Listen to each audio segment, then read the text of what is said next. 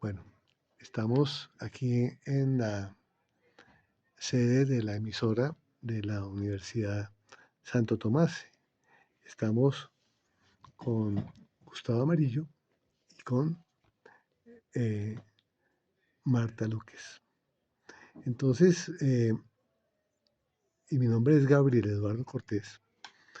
Los tres hemos tenido que ver con el río y hoy estamos acá porque queremos hacer una invitación especial. Y yo quisiera que Marta encabece esa idea de cómo es la invitación y cuál es la intención de la invitación. Bueno, muy buenas tardes a todos los radioescuchas y quienes nos siguen desde este canal. Estamos promocionando la 14ª exaltación del 12 de mayo como Día del Río Bogotá. Esta es una iniciativa ciudadana desde el año 2010 que hizo posible marchar a lo largo y ancho de la cuenca en 41 de sus 45 municipios y Bogotá. En aquel entonces se buscó salir a las calles para hacer visible un tema que hasta entonces era todavía vergonzoso y bochornoso, que mejor era no mencionarlo. Entonces Bueno, ¿y encontramos, por qué era vergonzoso, bochornoso? digamos que es una especie de culpa colectiva la que arrastramos los herederos de nuestros ancestros muiscas, y es que no fuimos capaces de mantener el río vivo y en su cauce. Toda la contaminación del río, todo el caos de su cuenca, toda esa indiferencia, ese silencio lejos y de espaldas al río, es lo que ha hecho que haya un despertar de ciudadanía activa, informada, consciente y dispuesta a mover conciencias para que declaremos públicamente el amor por nuestro río. Entonces, yo Pero, empecé pero, hace pero aquí 16 estamos con años. Gustavo y yo quiero aprovechar para preguntarle, Gustavo, ¿en qué momento recibiste la invitación para participar en este proceso del río? Sí, muy buenas tardes. Un cordial saludo a todas las personas que nos escuchan. Yo recibí el llamado del río cuando Marta Luquis, aquí presente con nosotros, acudió al municipio de Zipacón e hizo una convocatoria para conformar una veeduría. Entonces ahí comprendí, como estaba narrando ella, la importancia y el asumir la descontaminación y volverle la vida al río. Entonces, desde ese momento quedé comprometido con la veeduría de Zipacón, ¿Y usted recuerda en qué año fue eso, en el Gustavo? 2011. 2011. Nosotros iniciamos en el 2011 y sí fue un hecho importante. Yo me acuerdo cuando Marta fue al auditorio de Zipacón, en la sala de música, y con otras 4 personas, por primera vez conformamos la veeduría. Ahí viene la evolución. Hay una evolución dentro de la veeduría y dentro de la misma participación por el río. Y Ya, la seguimos acompañando. listo. Y entonces, ese mismo proceso en Zipacón se ha repetido en cuántos municipios de la cuenca, Marta. En todos los municipios, la Contraloría Delegada para la Participación Ciudadana empezó con toda una estrategia de conseguir gente a lo largo de la cuenca, primero en las partes altas, media y baja, después por tramos, después por municipios. Entonces, a escala municipal, pueblo a pueblo, fuimos buscando hablar con los actores presentes en los territorios, a ver quiénes estaban tocados e interesados en que siguiéramos conversando sobre el río Bogotá en sus respectivos municipios. Me acuerdo que contigo estuvimos haciendo ese recorrido en el 2010, febrero y marzo, que fuimos a todos los municipios a invitarlos a marchar el 12 de mayo, a que escribieran sus monografías locales sobre el río Bogotá, qué tiene que ver el río Bogotá con este municipio. Hay municipios que por no ser ribereños creen que no tienen ninguna conexión con el río y son parte de su cuenca. En fin, entonces ese primer año pues fue de una respuesta monumental desde todos los municipios, mucha ciudadanía empezó a despertar ¿Y conciencia. qué actores han estado participando en el proceso desde ese momento en el río? Bueno, siempre decimos lo que la tierrita va dando, ¿no? Campesinos, amas de casas, estudiantes, organizaciones, jóvenes, la acción comunal, que es nuestro principal capital social, todos veedores ciudadanos, organizaciones ambientales, todos han venido sumándose en lo que hoy le llamamos el pétalo amarillo para decir que es una fuerza activa desde la ciudadanía en favor del río. Pero eso pues necesitó muchas actividades. Gustavo se refiere en el 2011 precisamente a unas actividades que le llamamos Encuentros Ciudadanos de Cuidado por el Río, Bogotá, que también fue municipio por municipio donde se promovió la constitución de las veedurías. En el 2004 se inició un proceso de unas acciones jurídicas, acciones populares, si mal no estoy, que se convirtieron después en una sentencia del Río Bogotá. ¿Qué nexo hay entre esas decisiones jurídicas y esa tarea de seguimiento de las acciones del mejoramiento de la calidad de agua del Río Bogotá? Bueno, sin duda alguna, el gobierno de los jueces, como fue la doctrina que acompañó la sentencia de primera instancia 01479 de 2004, sustanciada por la honorable magistrada Nelly Yolanda Villamizar desde el Tribunal Administrativo de Cundinamarca, lo que hizo esa sentencia fue recoger 4 acciones populares que venían de años atrás y profirió la primera instancia, pero recordaremos que estuvo en efecto suspensivo hasta el año 2014, que es cuando el Consejo de Estado ya profiere la segunda instancia. Entonces, ¿qué es lo que hacen los jueces? Ordenar la gestión pública, o sea, disponer un conjunto de tareas que son órdenes radicadas en las entidades públicas que deben hacer, ¿sí?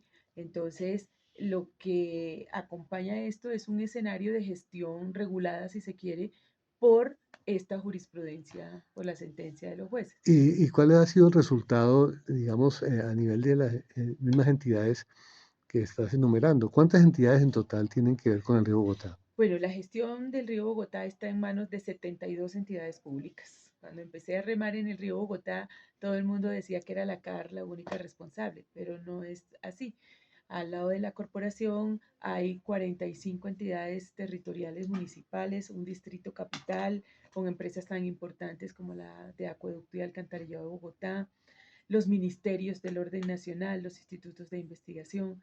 Entonces, hay todo un entramado institucional que tiene a cargo la gestión pública, que es la tarea encargada de hacerle frente a la problemática que padece el río. ¿Y esas entidades, hay alguna que haya actuado así de manera funcional, eficiente, proactiva en torno al Pues tema no del me río? corresponde a mí juzgar la gestión pública. Para eso está mi trabajo, es promover ciudadanos Ya. y ciudadanas que puedan entrar a conocer al detalle esa gestión pública y determinen si las entidades están haciendo bien o mal la tarea. En ese caso, Por, podríamos poner a Gustavo un poco contra la pared y decirle, hacerle la misma pregunta, si ha detectado o ha visto o conoce del funcionamiento eficiente de entidades. ¿Cuántas entidades son? 72. 72 entidades. No, creo yo que hay una deuda con el río. Primero, no hay una coordinación, un diálogo entre esas 72 entidades.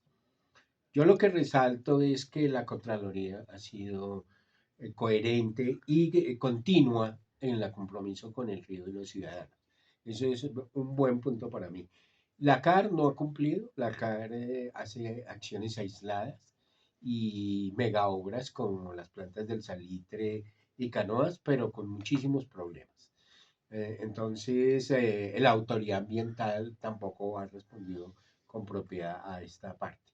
Y el resto, pues van navegando ahí, pero a un paso muy lento, muy lento. Es más, yo pienso que llegará el momento en que no vamos a poder ver realizado el sueño de ver el río limpio, el río vivo y el río en su cauce. No lo vamos a poder ver porque es demasiado lento el funcionamiento de toda esta Co- y sobre todo Gustavo, la ¿cómo coordinación. cree que las entidades se coordinarán eficientemente para que esa expectativa que plantea, y un poco lo hace de manera casi que melancólica, diciendo que no va a haber, pero cómo cree que se pueden articular las entidades para que eso funcione? Bueno, falta una gerencia y una cabeza para mí. que indique cuál es la hoja de ruta para la recuperación del río. Y a mí no me parece que un juez tenga ese papel. O sea, los jueces están para otras cosas, no para decir cómo se descontamina un río. Yo no estoy de acuerdo con la sentencia o que un juez tenga a su cargo decirle a los alcaldes y a los municipios y a las personas qué deben hacer en la descontaminación de un río. Aquí lo hacemos por obligación, porque una demanda obligó a que entrara una autoridad a este juego. Pero es que el juego lo tienen son los ciudadanos, no las autoridades jurídicas. Entonces, yo lo que pienso es que debe haber una cabeza rectora y unas metas que se deban cumplir con respecto a la descontaminación del río y muchísimo en la educación ambiental y en la responsabilidad que tengan las empresas contaminadoras y la empresa de acueducto de Bogotá. Eh, ¿Usted cree que puede existir una acción política ciudadana que ayude a que esa coordinación se produzca? Claro que sí. Lo que pasa es que nosotros no somos buenos para articularnos y para ser cooperantes, pero yo sigo insistiendo en que tiene que ser una acción ciudadana, ciudadana en que los ciudadanos tomemos la responsabilidad y de verdad nos enteremos y queramos al río para sacarlo adelante. Claro que para mí tiene que venir de la ciudadanía. Así Eh, es. eh, yo he insistido desde hace bastante tiempo que una acción política administrativa sin pensar en politiquería Mm, es la de obligar a que los planes de gobierno de todos los candidatos a alcaldes de los municipios incluyan el tema del río Bogotá como una cosa, una tarea a realizar, sobre todo que la parte ambiental pues está unificada en torno a lo que prevé la CAR, las normas de orden nacional y la dirección del Ministerio de Ambiente. ¿Usted cree que por ahí se podría lograr alguna cosa? ¿Cree que en los textos de los artículos que se promuevan como plan de gobierno, eso puede quedar en alguna parte y sea una acción ciudadana coherente, coordinada, que produzca un efecto político? claro que sí. Yo pienso que lo primero que hay que hacer es comprometer los territorios. Y en esos territorios están los alcaldes. Entonces debe ser una política, o sea, una continuidad de esa meta de recuperar el río a través de los alcaldes, porque el alcalde es muy descuidado con el río y con los acueductos. No les interesa ese tema. Y nosotros los ciudadanos no les hemos exigido también eso. Si hay una ley, si hay unas normas que cualquier persona que quiera dirigir a un municipio tiene que comprometerse decididamente con la descontaminación del río y el manejo del agua y los acueductos, daríamos un gran paso, porque el agua es vital y es primero para todo. Claro. Entonces yo le pregunto a Marta porque, claro, entendiendo su responsabilidad como funcionaria de la Contraloría, que lógicamente no se puede entrecruzar con los temas de orden político electoral y eso es, digamos, digamos, como funcionaria es muy sano, pero como testigo y como coadyuvante de esa actividad ciudadana, ¿le parece que eso sea pertinente? Mira, Gabo, los ríos no se salvan solos, así como tampoco han muerto solos, sino por la Ujú. acción colectiva y silenciosa y cómplice, si se quiere, de tantas décadas de permisividad y de abuso en el uso del recurso hídrico y de su cuenca. Entonces, lo que puede salvar al río realmente es una cruzada de participación fuerte eh, y que tiene como centro el municipio.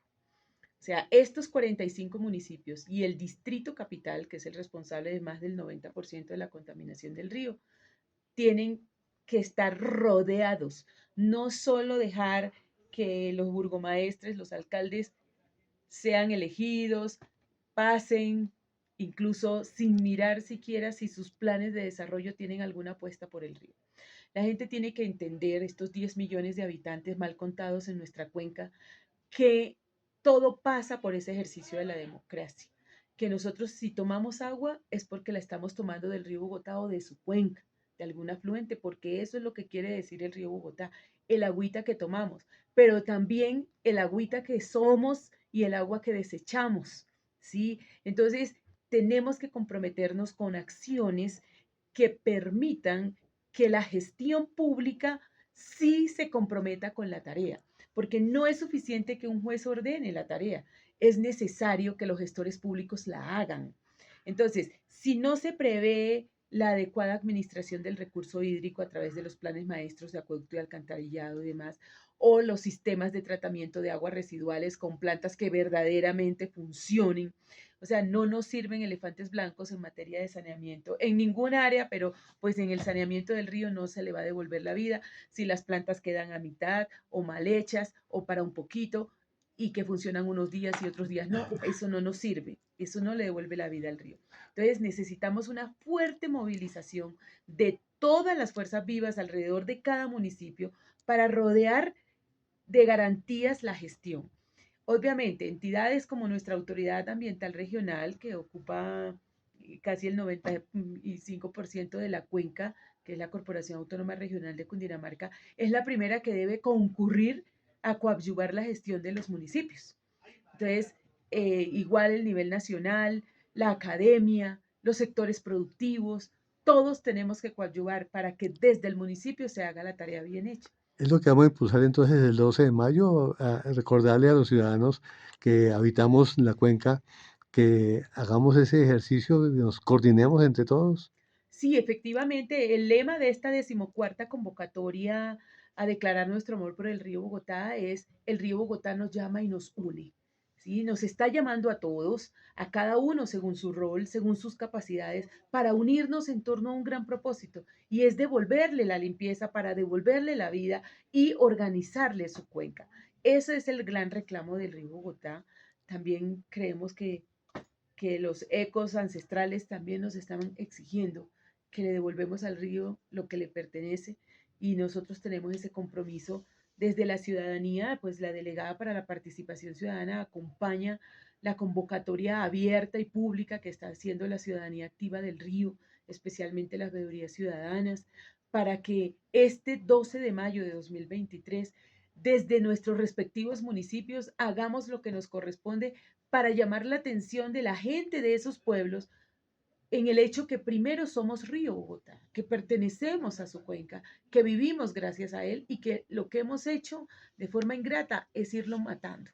Entonces, sí, este 12 de mayo es la oportunidad de hacer lo que queramos hacer: cantarle, limpiarlo, sembrarle árboles, orarle, como lo podamos hacer, marcharle, conversar. Todas las formas posibles de marchar por el río Bogotá están abiertas este 12 de mayo de 2023. Bueno, pues ahí tenemos unos testimonios, un propósito, una invitación muy importante. Vamos a estar entonces el 12 de mayo celebrando este Día del Río Bogotá. Nos estamos viendo entonces y los invitamos a todos a participar.